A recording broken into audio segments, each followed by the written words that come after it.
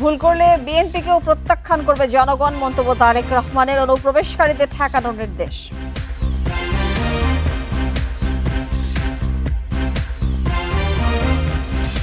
পিলখানা হত্যাকাণ্ডের বিস্ফোরক আইনের মামলায় 250 সাবেক বিডিআর সদস্যের জামিন, চাকরিতে পুনর্বহালের দাবি।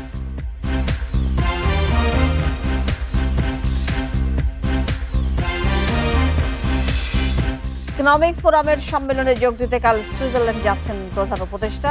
বৈদেশিক বিনিয়োগ বাড়ার আশা।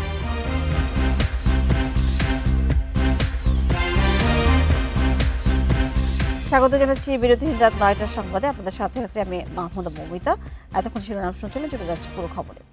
রাজনৈতিকভাবে ভুল করলে বিএনপিকেও জনগণ প্রত্যাখ্যান করবে বলে সতর্ক করেছেন বিএনপির ভারপ্রাপ্ত চেয়ারম্যান তারেক রহমান। রোববার বিকেলে প্রয়াত রাষ্ট্রপতি বিএনপির প্রতিষ্ঠাতা জিয়াউর রহমানের 89তম জন্মবার্ষিকীর আলোচনায় ভার্চুয়ালি যুক্ত হয়ে তিনি দলের কর্মসূচিতে আওয়ামী অনুপ্রবেশকারীদের ফিরতে না দেওয়ার নির্দেশ দেন।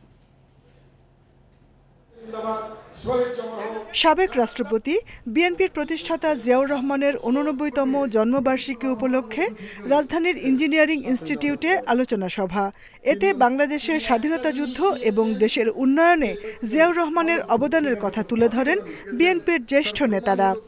শহীদ রাষ্ট্রপতি জিয়াউর রহমান দেশে উন্নয়ন এবং উৎপাদনের রাজনীতিতে সকল সেক্টরে উন্নয়ন করে গেছেন।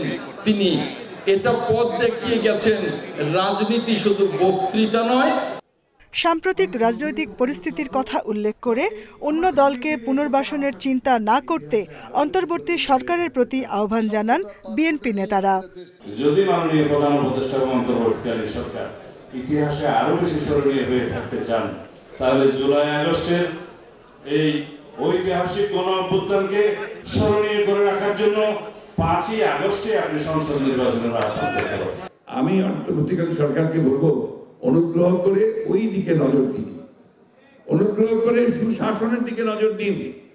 এখন আপনার সরকারের যারা আমলা আছে, যারা কর্মচারী কর্মকর্তা আছে, তারা কিন্তু আবার শুরু করেছে আগের মতো কাজ। দুর্নীতি শুরু হয়ে গেছে। দয়া করে এই দুর্নীতি যেন না হয় সেই দিকে আপনারা লক্ষ্য দিন। সভায় লন্ডন থেকে ভার্চুয়ালি যোগ দেন বিএনপির ভারপ্রাপ্ত চেয়ারম্যান তারেক রহমান। দলের কর্মসূচিতে আওয়ামী অনুপ্রবেশকারীদের ভিড়তে না দেওয়ার নির্দেশ দেন তিনি। অন্য কেউ সরকার গঠন করল, তাহলে কি আপনি মনে করেন আপনি খুব ভালো থাকতে পারবেন? আপনি বলতে আমি, বাংলাদেশে যদি 1 কোটি বিএনপির নেতাকর্মী থাকে, সবকিছু মিলিয়ে আমি 1 কোটি মানুষকেই বলছি, আপনারা কি ভালো থাকতে পারবেন? কারা চলে আসবে, কি চলে আসবে আমরা জানি না। তবে আর যাই হোক, সেটা আপনাদের কারো জন্য ভালো হবে না, আমাদের কারো জন্য ভালো হবে না। রাজনৈতিকভাবে ভুল করলে বিএনপিকেও জনগণ প্রত্যাখ্যান করবে বলে মন্তব্য করেন বিএনপির ভারপ্রাপ্ত চেয়ারম্যান। তখন অনুতপ্ত হতে হবে বলেও সতর্ক করেন তিনি। আমাদের প্রত্যেকটি নেতাকর্মীদেরকে যখন সতর্ক হতে হবে। Jahanara Parvin, independent news, Dhaka.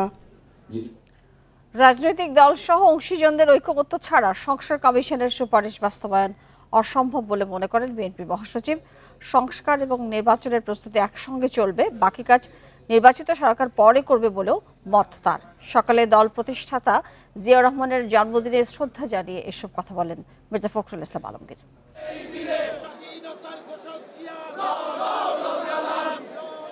বিএনপির প্রতিষ্ঠাতা সাবেক রাষ্ট্রপতি জিয়াউর রহমানের 89তম জন্মবার্ষিকী আজ। এ উপলক্ষে জাতীয় ও দলীয় পতাকা উত্তোলন হয় বিএনপির সব কার্যালয়ে। তারপর কেন্দ্র ঘোষিত সময়ের আগেই ছোট ছোট মিছিল নিয়ে জিয়া উদ্যানে আসেন বিএনপি ও সহযোগী সংগঠনের কর্মীরা। সবাইকে নিয়ে জিয়াউর রহমানের সমাধিতে শ্রদ্ধা জানান মির্জা ফখরুল ইসলাম আলমগীর। পরে দেশ গঠনে তার অবদান তুলে ধরেন বিএনপি মহাসচিব। একদিকে যেমন একজন সৈনিক ছিলেন, বাংলাদেশ স্বাধীনতা ঘোষণা করেছিলেন, তার ঘোষণার মধ্য দিয়েই বাংলাদেশের মানুষ স্বাধীনতা যুদ্ধে, মুক্তিযুদ্ধে ঝাঁপিয়ে পড়েছিল। ঠিক একইভাবে অতি অল্প সময়ের মধ্যে সমস্ত ক্ষেত্রগুলোকে নতুন সংস্কার করে তিনি জ্বালিয়ে কাজ শুরু করেছিলেন। এ সময় সমসাময়িক ইস্যুতে মির্জা ফখরুল বলেন, ভোটের অপেক্ষায় আছে পুরো দেশ, তাই প্রাথমিক সংস্কার শেষে দ্রুত নির্বাচন দিতে হবে। অতি অল্প সময়ের মধ্যে যেন একটা নির্বাচনের মধ্য দিয়ে আমরা গণতন্ত্রে ফিরে যেতে পারি, সেই ব্যবস্থাটা কায়েম হোক। সরকার যেটা বলেছে এবং যে পরিকল্পনা করেছে, এই রিপোর্টগুলো পাওয়ার পর রাজনৈতিক দলগুলোর সঙ্গে আলোচনা করবে, তারপরেই সিদ্ধান্ত হবে এবং ঐক্যমত ছাড়া কোনোটাই গ্রহণযোগ্য হবে না। যে কোনো পরিস্থিতিতে নেতাকর্মীদের ঐক্যবদ্ধ থাকারও আহ্বান জানান বিএনপি মহাসচিব। দলের প্রতিষ্ঠাতার জন্মবার্ষিকীতে এক যুগেরও বেশি সময় পর নেতাকর্মীদের এমন শোডাউন। নেতাকর্মীরা বলছেন, জিয়াউর রহমানের আদর্শ চেতনা ধারণ করে দেশ ও মানুষের কল্যাণে কাজ করে যাবে বিএনপি। মাহমুদ শরীফ, ইন্ডিপেন্ডেন্ট নিউজ, জিয়াউদ্দান, ঢাকা। কোনো রাজনৈতিক বক্তব্যে যেতে চায় না কমিশন। নির্বাচনের পথে যাত্রা সরকারের সময়সীমা মেনে, জানিয়েছেন সিএসি নাসির উদ্দিন। সকালে ইউএনডিপির সরঞ্জাম সহায়তা প্রদান অনুষ্ঠানে এসব কথা বলেন তিনি। জানান, কাল শুরু হয়ে ভোটার তালিকা হালনাগাদ হবে। 6 মাসে মাঠে কাজ করবেন 65,000 কর্মী। 2 জানুয়ারি খসড়া ভোটার তালিকা প্রকাশ করে নির্বাচন কমিশন। সে অনুযায়ী দেশে এখন ভোটার 12,36,83,512 জন। এবার সোমবার থেকে শুরু হচ্ছে বাড়ি বাড়ি গিয়ে সে তালিকা হালনাগাদের কাজ। যাচাই করা হবে প্রতিটি ভোটারের তথ্য। আর এই কর্মযজ্ঞে ল্যাপটপ, স্ক্যানার সহ নানা সরঞ্জাম দিয়ে পাশে থাকছে ইউএনডিপি।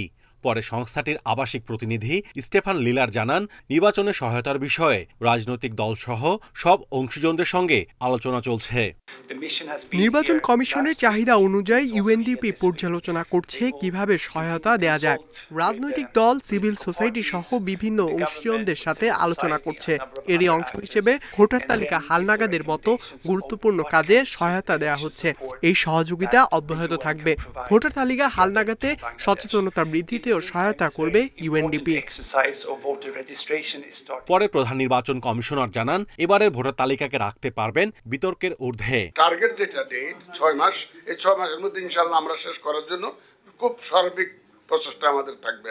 আশা করি ইনশাআল্লাহ আমরা সন্দেহ দূর করার জন্য তো এই কাজ করতেছি, এত লোক নামাচ্ছে, মাঠে নামাচ্ছে।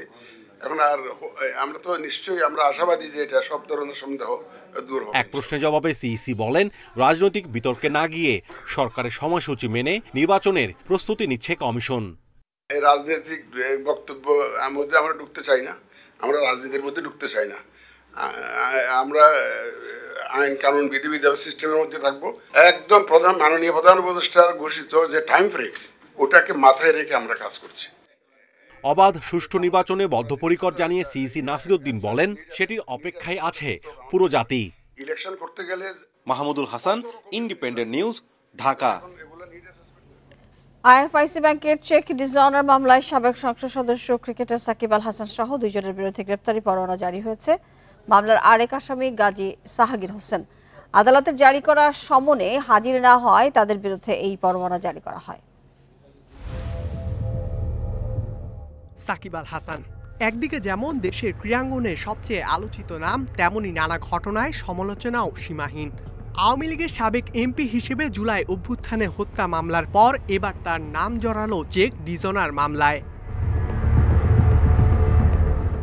মামলার এজাহার মতে 2017 সালে আইএফআইসি ব্যাংক থেকে ঋণ নেয় সাকিবের মালিকানাধীন অ্যাগ্রো ফার্ম।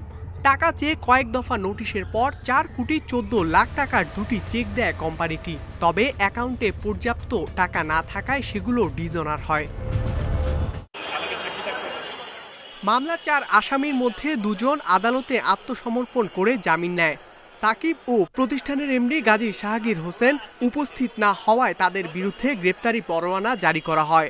তার মধ্যে একটা লোক, ক্রিকেটার, দেশ বিদেশ যাকে চিনে, যার মাধ্যমে দেশে এবং বিদেশে দেশের যে ভাবমূর্তি বৃদ্ধি হওয়ার কথা, তার মতো লোকের বিরুদ্ধে যদি আদালতে ঋণের জন্য গ্রেপ্তারি পরোয়ানা জারি করতে হয়, সেটা দুঃখজনক।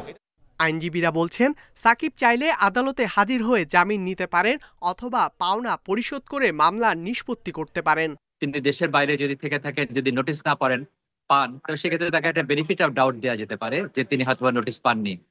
কিন্তু গ্রেফতারি পরোয়ানা হয়ে গেছে মানে he has to surrender before the court, he has to take a bail, এবং তখন তাকে যদি চায় তবে সেক্ষেত্রে ব্যাংকের সাথে যোগাযোগ করে টাকাটা পরিশোধ করে এই কেসের পরিসমাপ্ত উনি ঘটাতে পারেন। 5 আগস্ট ছাত্র জনতার অভ্যুত্থানে শেখ হাসিনার পতনের পর আর দেশে আসেননি Shakib Al Hasan. Ikramul Kabir, independent news, Dhaka. Cheque dishonour মামলায় গ্রেপ্তারি পরোয়ানার কলঙ্ক মাথায় নিয়ে সাকিবের মতো নক্ষত্রের পতন দেখল বাংলাদেশের মানুষ।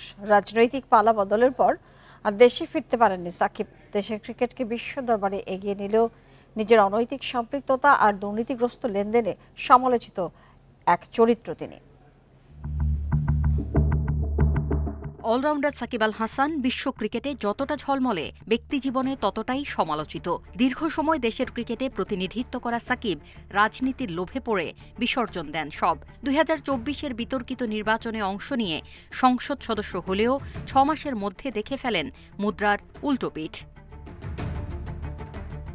দেশ ছাড়া অসহায় সাকিব বিসিবির কাছে নিরাপত্তার ভার তুলে দিতে চেয়েছিলেন, কিন্তু বিতর্কিত সরকারের এমপি হওয়ায় সে দায়িত্ব নেয়ার সুযোগ ছিল না বোর্ডের। কথাটা একাধিকবার জানিয়েছেন সভাপতি ফারুক আহমেদ। আমার বাপ বিসিবির হাতে না, আসলে এটা আসলে পুরো ওই গভর্নমেন্ট লেভেল থেকে আসতে হবে ওই নিরাপত্তাটা। ব্যবসায়িক নানা বিতর্কিত কর্মকাণ্ড দিয়ে সাকিব আগে থেকেই ছিলেন সমালোচিত। রাজনৈতিক পট পরিবর্তনে বিপদ বাড়ে সাকিবের। শেয়ারবাজার কেলেঙ্কারিতে একাধিকবার দিয়েছেন জরিমানা। 6 প্রতিষ্ঠানের শেয়ার কারসাজির মাধ্যমে শত কোটির বেশি টাকা আত্মসাৎ করেন সাকিব। নিষিদ্ধ জুয়া প্রতিষ্ঠানের সঙ্গে সম্পৃক্ততা সাকিবের গৌরবময় ক্রিকেটীয় অর্জনকে করে প্রশ্নবিদ্ধ। বেট উইনার অনলাইনের ব্র্যান্ড অ্যাম্বাসেডর হয়ে ক্যাসিনো জুয়াকে প্রমোট করেছিলেন সাকিব। এছাড়াও অবৈধ স্বর্ণের ব্যবসা, কাঁকড়া ব্যবসায়ীদের অর্থ লোপাট সহ অনেক অভিযোগের দায় রয়েছে তার। ক্রিকেটের সঙ্গে সাকিবের অসৎ সম্পৃক্ততার ঘটনাও কম নয়। 2019 সালে ম্যাচ ফিক্সিংয়ের প্রস্তাব পাওয়ার বিষয় আইসিসিকে না জানানোয় নিষেধাজ্ঞার মুখেও পড়েন।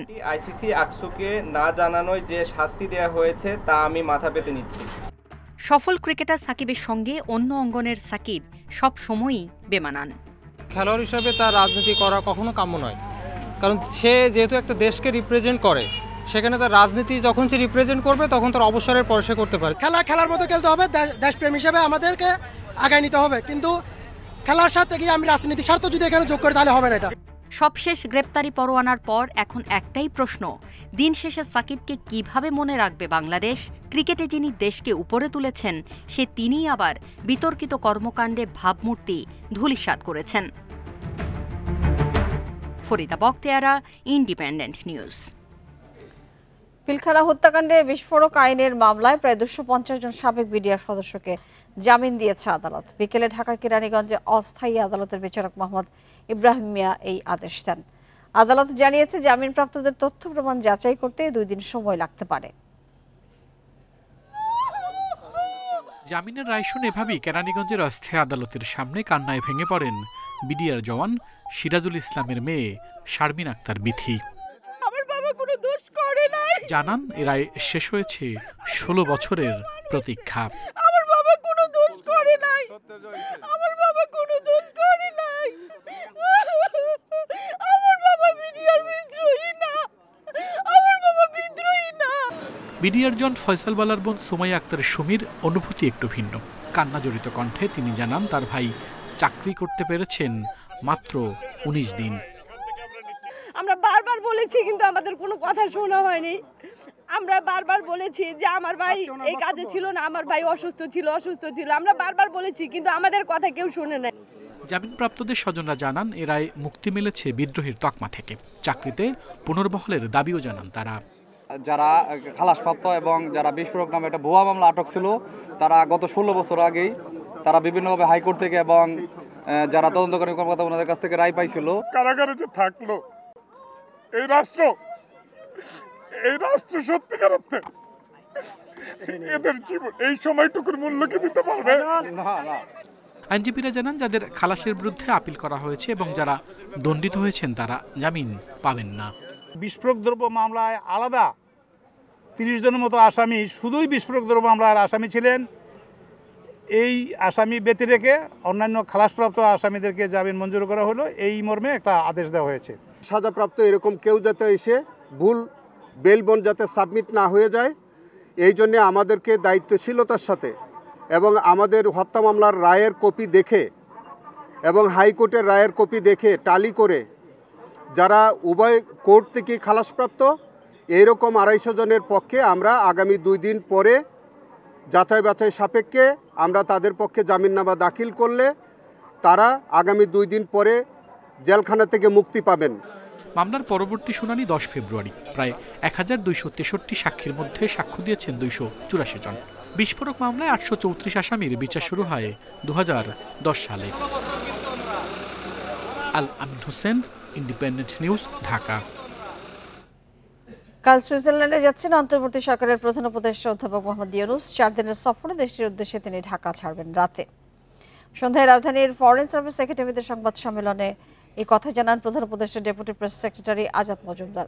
দাভোসে ওয়ার্ল্ড ইকোনমিক ফোরামের বার্ষিক সম্মেলনে যোগ দেবেন প্রধান উপদেষ্টা। সেখানে জার্মানির চ্যান্সেলর, থাইল্যান্ড, ফিনল্যান্ড সহ কয়েকটি দেশের রাষ্ট্রপ্রধানদের সঙ্গে বৈঠক করবেন তিনি। এছাড়া মেটা, এমনেস্টি ইন্টারন্যাশনাল সহ কয়েকটি সংস্থার সঙ্গেও বৈঠক করবেন। সম্মেলনে বাংলাদেশ বিষয়ক আলাদা সংলাপ অনুষ্ঠিত হবে। এই সফর বৈদেশিক বিনিয়োগ বৃদ্ধিতে সহায়ক হবে বলে জানিয়েছেন ডেপুটি প্রেস সেক্রেটারি।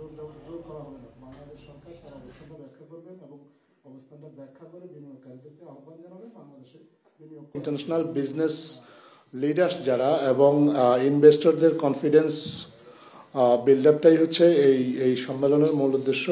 ইনভেস্টররা যাতে বাংলাদেশে বিনিয়োগে আকৃষ্ট হয় এবং তাদেরকে কনভিন্স করা যায় বাংলাদেশের বিনিয়োগের পরিবেশ সম্পর্কে তাদেরকে একটা সম্যক ধারণা দেওয়া যায় বাংলাদেশের অন্তর্বর্তীকালীন সরকারের পক্ষ থেকে সেই চেষ্টাটাই থাকবে এই সম্মেলনে। কাল চীন যাচ্ছেন পররাষ্ট্র উপদেষ্টা তৌহিদ হোসেন। তার আগের দিন তিনি বৈঠক করলেন চীন, রাশিয়া ও মার্কিন দূতাবাসের ভারপ্রাপ্ত রাষ্ট্রদূতের সঙ্গে। পররাষ্ট্র মন্ত্রণালয়ের বৈঠকে দ্বিপাক্ষিক সম্পর্ক বাড়ানোর আশ্বাস দেন তারা। এই সময় অর্থনীতি, বাণিজ্য সহ নানা ইস্যুতে নিজ নিজ অবস্থান তুলে ধরেন। চীনের পররাষ্ট্রমন্ত্রী ওয়াং ইর আমন্ত্রণে বেইজিংয়ে যাচ্ছেন অন্তর্বর্তী সরকারের পররাষ্ট্র উপদেষ্টা তৌহিদ হোসেন। মঙ্গলবার বসবে দুই দেশের পররাষ্ট্রমন্ত্রী পর্যায়ের বৈঠক। আলোচনায় গুরুত্ব পাবে অর্থনীতি, বাণিজ্য ও বিনিয়োগ। সফরের আগে পররাষ্ট্র উপদেষ্টার সঙ্গে বৈঠক করেন চীনের রাষ্ট্রদূত। পররাষ্ট্র উপদেষ্টার চীন সফর দ্বিপাক্ষিক সম্পর্ক উন্নয়নে গুরুত্বপূর্ণ ভূমিকা রাখবে বলে আশা করি। এর মধ্য দিয়ে ঢাকা বেইজিং বোঝাপড়া আরও বাড়বে। আমরা খোলা মন নিয়ে বাংলাদেশের সব প্রস্তাবের উপর আলোচনা করতে প্রস্তুত। এরপর পররাষ্ট্র উপদেষ্টা ও সচিবের সঙ্গে সাক্ষাৎ করেন রাশিয়ার নতুন রাষ্ট্রদূত। পরে তিনি বলেন, অতীতেও রাশিয়া বাংলাদেশের পাশে ছিল, সেই ধারা অব্যাহত থাকবে। রূপপুর পারমাণবিক বিদ্যুৎ কেন্দ্রের টাকা পরিশোধের জটিলতা দ্রুতই কেটে যাবে বলে আশা করছি। এ নিয়ে কারিগরি দল কাজ করছে। স্থানীয় মুদ্রা সহ সার্বিক সম্পর্কের বিষয়ে ইতিবাচক দুই দেশ। বাংলাদেশ থেকে কৃষি এবং জাহাজ নির্মাণ শিল্পের জন্য কর্মী নেবে রাশিয়া। তবে তার আগে হবে বিস্তারিত আলোচনা, পরে চুক্তি করার পরিকল্পনা রয়েছে। যুক্তরাষ্ট্রের নতুন চার্জ দ্য অ্যাফেয়ার্স সাক্ষাৎ করেন উপদেষ্টা ও সচিবের সঙ্গে। এ নিয়ে মার্কিন দূতাবাস জানিয়েছে, গণতান্ত্রিক পথ তৈরিতে অন্তর্বর্তী সরকারকে সমর্থন দেবে যুক্তরাষ্ট্র। নাফিজাতুল্লাহ, ইন্ডিপেন্ডেন্ট নিউজ, ঢাকা। শিগগিরই আয়নাঘর পরিদর্শন করতে যাওয়ার কথা জানিয়েছেন প্রধান উপদেষ্টা মোহাম্মদ ইউনূস। বিকেলে রাষ্ট্রীয় অতিথি ভবন যমুনায় গুম সংক্রান্ত তদন্ত কমিশনের সঙ্গে বৈঠকে এই কথা জানান তিনি। গুমের ঘটনায় তদন্তের অগ্রগতি সম্পর্কে প্রধান উপদেষ্টাকে বিস্তারিত জানানো হয় বৈঠকে। এ সময় আয়নাঘর নামে পরিচিত জয়েন্ট ইন্টারোগেশন সেল পরিদর্শনের অনুরোধ জানান কমিশনের সদস্যরা। তাদের মতে প্রধান উপদেষ্টা আয়নাঘর পরিদর্শন করলে গুমের শিকার ব্যক্তিরা সাহস পাবেন। বৈঠকে কয়েকটি গুমের ঘটনার নৃশংস বর্ণনা প্রধান উপদেষ্টাকে জানিয়েছে তদন্ত কমিশন। 6 বছরের শিশুকেও গুমের বর্ণনা তদন্তে উঠে এসেছে বলেও জানিয়েছে তারা।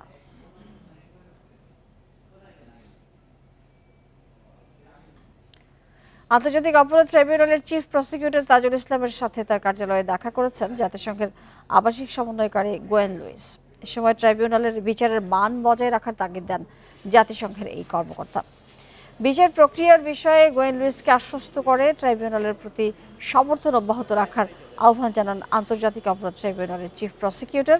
দুপুরে ট্রাইব্যুনালের সংবাদ সম্মেলনে এইসব কথা জানানো হয়। এক প্রশ্নের জবাবে তাজুল ইসলাম বলেন, ট্রাইব্যুনালে বিচারের জন্য আসামিদের বিরুদ্ধে সব ধরনের তথ্য সংগ্রহ করা হচ্ছে। আরেক প্রশ্নের জবাবে চিফ প্রসিকিউটর বলেন, আওয়ামী লীগের সাধারণ সম্পাদক ওবায়দুল কাদের কিভাবে দেশ ছাড়লেন সে বিষয়ে নির্ধারিত সময়ের মধ্যে ব্যাখ্যা দেবে আইন শৃঙ্খলা বাহিনী। বিচার প্রক্রিয়া স্বচ্ছ নিরপেক্ষ করার ব্যাপারে আমরা কি ধরনের স্টেপস নিচ্ছি, কি কাজ করছি, সেই ব্যাপারে কোনো অ্যাসিস্ট্যান্সের দরকার আছে কিনা, এইসব বিষয় নিয়ে খোলামেলা তারা আলোচনা করেছেন। এবং আলোচনার শেষে আমরা তাদের কাছে অনুরোধ করেছি প্রসিকিউশন এবং তদন্ত সংস্থাকে ট্রেইন করার ব্যাপারে প্রযুক্তিগত সাহায্য দেওয়ার জন্য, বিচার প্রক্রিয়ার প্রতি জাতিসংঘের সমর্থন ব্যক্ত করার জন্য আমরা তাদেরকে অব্যাহত সমর্থন যাতে তারা দেন সেই ব্যাপারে আমরা তাদেরকে অনুরোধ জানিয়েছি। সীমান্তে সাউন্ড গ্রেনেড ছুড়ে বিএসএফ আন্তর্জাতিক আইন লঙ্ঘন করেছে। চৌকা সীমান্ত পরিদর্শন শেষে এই মন্তব্য করেছেন বিজিবির রহনপুর ব্যাটালিয়ন অধিনায়ক লেফটেন্যান্ট কর্নেল গোলাম কিবরিয়া। সীমান্তের 1 ইঞ্চি জমিও ছাড় দেওয়ার হুঁশিয়ারি তার। এদিকে স্বরাষ্ট্র উপদেষ্টা বলেছেন, রক্ত ঝরলেও সুরক্ষিত থাকবে সীমান্ত। দুপুরে রাজধানীর তেজগাঁওয়ে এই মন্তব্য করেন তিনি। শনিবার চাঁপাইনবাবগঞ্জ সীমান্তের শূন্যরেখায় গম ও গাছ কাটাকে কেন্দ্র করে বাংলাদেশ ও ভারতের গ্রামবাসীদের মধ্যে সংঘর্ষ ও ধাওয়া পাল্টা ধাওয়া হয়। এ সময় আহত হন 3 বাংলাদেশি। উত্তেজনা ছড়িয়ে পড়ে সীমান্ত এলাকার বাসিন্দাদের মধ্যে। তাদের অভিযোগ, বছরের পর বছর ভারতের আধিপত্য সীমান্তে, সুযোগ পেলেই ওপারের লোকজন ঢুকে পড়ছে এপারে। তাদের আগ্রাসনে বিভিন্নভাবে ক্ষতিগ্রস্ত স্থানীয়রা। এক কথায় আমরা যেখানে ওরা ক্ষতি করেছে এই ক্ষতির কেন্দ্র করে এটার আমরা বিচার চাই। আমরা চাই উভয় দেশের জন্যই শান্তি, উভয় দেশের সীমান্ত এলাকার মানুষ যেন সুখে বসবাস করতে পারে, ফসলি জমি ক্ষেত চাষাবাদ করতে পারে, এই ধরনের একটা সমাধান। রোববার দুপুরে চৌকা সীমান্ত পরিদর্শনে যান বিজিবির রহনপুর ব্যাটালিয়নের অধিনায়ক লেফটেন্যান্ট কর্নেল গোলাম কিবরিয়া। বলেন, দেশের 1 ইঞ্চি মাটিও ছাড় দেওয়া হবে না। সীমান্তে জনগণ ও বিজিবি প্রস্তুত রয়েছে। মব কন্ট্রোল করার জন্য ওরা সাউন্ড গ্রেনেড নিক্ষেপ করেছে, যেটা ওরা ইন্টারন্যাশনাল আইন যেটা আছে এটা ভঙ্গ করেছে। তো এই ব্যাপারে আমি আমার মহাপরিচালককে বিস্তারিত ঘটনা বর্ণনা করেছি এবং আমি আশা করি আমাদের বিজিবির হেডকোয়ার্টার এবং বিএসএফ হেডকোয়ার্টারের উচ্চ পর্যায়ে তারা একটা আলোচনা করবেন। এদিকে রাজধানীতে স্বরাষ্ট্র উপদেষ্টা বলছেন, আওয়ামী লীগ সরকার সীমান্ত নিয়ে কোনো কথা বলেনি, তাই কোনো উত্তেজনা ছিল না। তবে অন্তর্বর্তী সরকার এই প্রশ্নে কোনো ছাড় দেবে না। বিজিবি কিন্তু সবসময় সীমান্তে অ্যালার্ট আছে এবং আমাদের সীমান্ত সম্পূর্ণভাবে সুরক্ষিত আছে। এই সীমান্ত এই সাইডে কেউ কোনো দিনই আসতে পারবে না। আমরা যতদিন বেঁচে থাকি আমাদের রক্ত ঝরবে, কিন্তু সীমান্ত সুরক্ষা থাকবে। শিবগঞ্জের চৌকা সীমান্তেই গত 5 জানুয়ারি বিএসএফের বেড়া নির্মাণ ঘিরে দেখা দেয় উত্তেজনা। সে সময় বিজিবির বাধার মুখে পিছু হটে বিএসএফ। পরে ঢাকা ও দিল্লিতে পাল্টাপাল্টি তলব করা হয় রাষ্ট্রদূতদের। Adilur Rahman, independent news, Dhaka. ভারতের দাদাগিরি আর মানবে না বাংলাদেশের জনগণ। বাংলাদেশ ভারতের সম্পর্ক হবে অন্য দেশের মতোই, এমনই মন্তব্য গণ অধিকার পরিষদের সাধারণ সম্পাদক মোহাম্মদ রাশেদ খানের। রোববার বিকেলে রাজধানীর পুরানা পল্টনে চাঁপাইনবাবগঞ্জে ভারতীয় সীমান্তে বাংলাদেশি নাগরিকদের উপর ভারতীয়দের হামলা, গাছ কাটা ও আগ্রাসনের প্রতিবাদে বিক্ষোভ সমাবেশে এই কথা বলেন রাশেদ খান। তিনি বলেন, আওয়ামী সরকারের পতনে অখুশি হয়েছে ভারত, কেননা শেখ হাসিনাকে ব্যবহার করে সবচেয়ে বেশি সুবিধা নিয়েছে এই দেশটি। যুক্তরাষ্ট্র সরকার যেন ভারতের চোখ দিয়ে বাংলাদেশকে না দেখেন, তাদের নিজেদের চোখে বাংলাদেশকে দেখার আহ্বান জানান গণ অধিকার পরিষদের এই নেতা।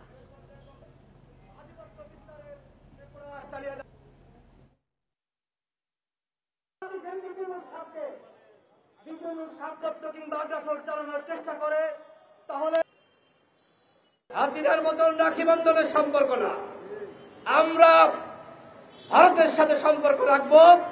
যে সম্পর্ক আমাদের চীনের সাথে রয়েছে, যে সম্পর্ক আমাদের আমেরিকার সাথে রয়েছে, যে সম্পর্ক আমাদের পৃথিবীর অন্যান্য রাষ্ট্রের সাথে রয়েছে, আমরা সেই একই সম্পর্ক রাখবো ভারতের সাথে। বিস্ফোরণে অগ্নিদগ্ধ হয়ে চিকিৎসাধীন অবস্থায় জাতীয় কবি নজরুল ইসলামের নাতি বাবুল গাজী মারা গেছেন। বিকেল 5:30টার দিকে জাতীয় বার্ন ইনস্টিটিউটের আইসিইউতে চিকিৎসাধীন অবস্থায় তিনি মারা যান। বার্ন ইনস্টিটিউটের আবাসিক চিকিৎসক ডাক্তার শাওন বিন রহমান এই তথ্য নিশ্চিত করেন। এর আগে শনিবার দগ্ধ হয়ে জাতীয় বার্ন ইনস্টিটিউটের আইসিইউতে ভর্তি হন বাবুল গাজী। তার চিকিৎসায় 16 সদস্যের মেডিকেল বোর্ড গঠন করা হয়। স্বজনরা জানান, রাজধানীর বনানীর বাসায় গ্যাস লাইটার বিস্ফোরণে দগ্ধ হন তিনি। আশঙ্কাজনক অবস্থায় হাসপাতালে নেওয়া হয় তাকে। বাবুল কাজীর শ্বাসনালী সহ শরীরের 74% পড়ে যায়। জাতীয় কবির ছেলে বাচিক শিল্পী কাজী সব্যসাচীর 3 সন্তানের মধ্যে সবার ছোট বাবুল কাজী।